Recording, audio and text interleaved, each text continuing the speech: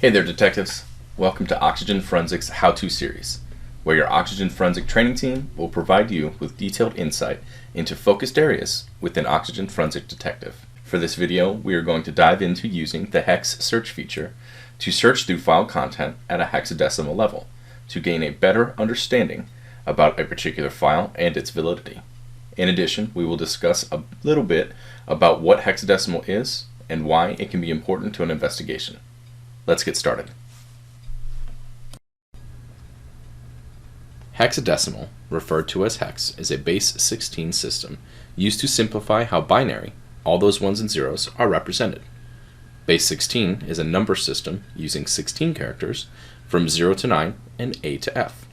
Binary, of course, is a number system that contains two symbols, zeros and ones. Essentially, values represented in hex are more human-friendly as compared to reading and interpreting values in plain binary.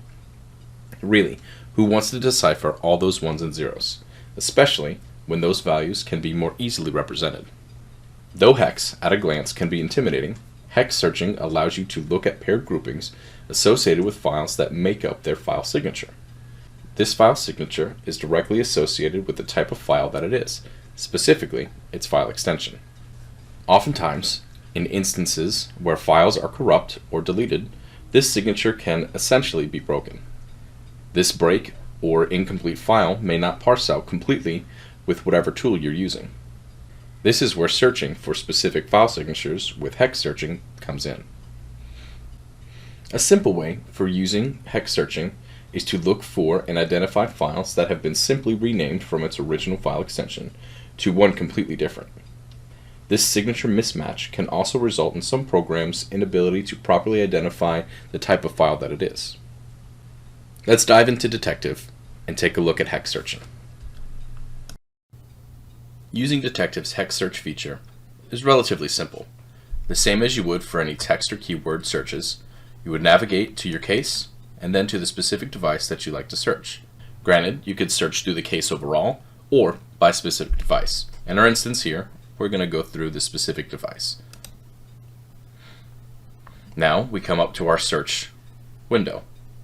If you notice up here, we have added these new tabs for hex and hex lists. Let's look at our hex. For this particular search, I want to look for a JPEG. So knowing what that file signature is, I'm going to input it here. I want to search against all files, which, as you can see through the drop down, there's several different options for where we can search this particular file signature, and a maximum number of matches within each file. I want to keep this relatively low to speed up the search. And it's as simple as that. Press search, and let Detective do its magic.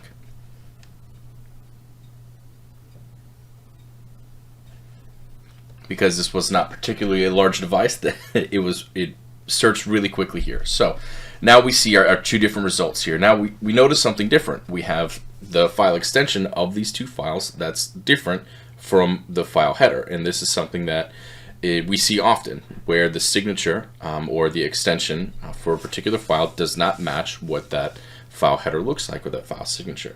So through hex searching is a really innovative way to help further identify and pare down on what it is you're looking for and the validity of particular files. Now that the search is finished, we see we have a PDF and a text document that showed up.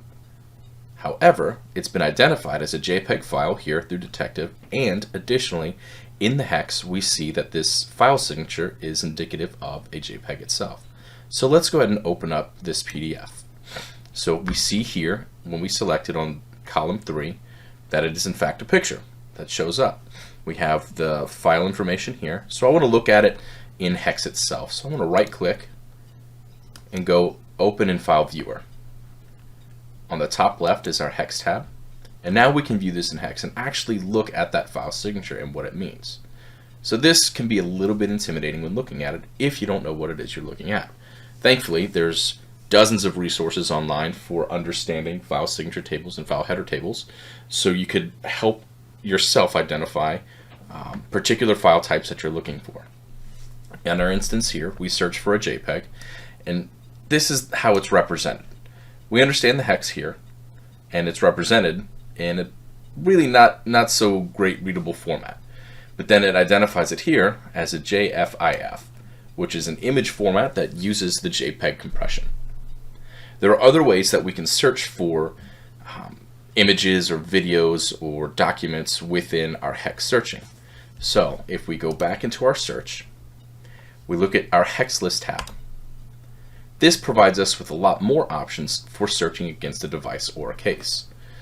We can select our particular hex list between archives, audio, images, video, and documents. To get a better understanding of what is being searched against in each of these categories, let's select our hex list. Now we can specifically see under each category what hex sequences and their descriptions are being searched against. So what we searched against earlier under images is right here. And there are several different JPEG formats, as we can see, within hex sequences. Based off your scope and what the available options are for you within your investigation, you may only be able to go after one particular type of file header or file signature. This hex searching allows you to get as granular as you needed in your search against a device or within a case to pare down or to identify the specific items that you need within that case.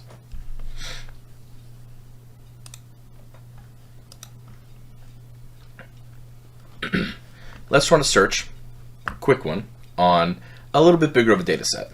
So I want to close out my tabs and clean up my view. And now I see I have a RAM capture.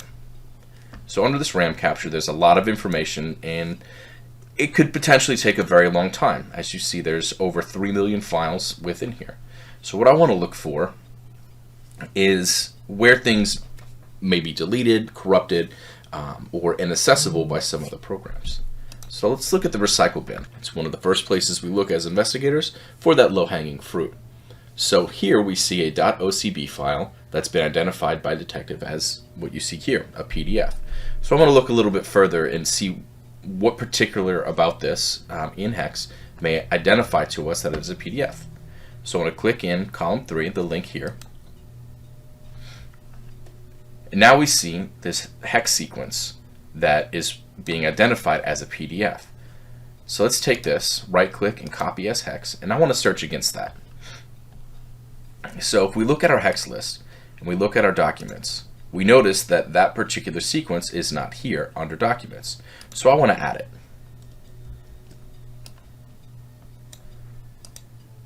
And now this is another type of file signature or hex sequence we're able to search against for another type of document. And I can add that description for PDF.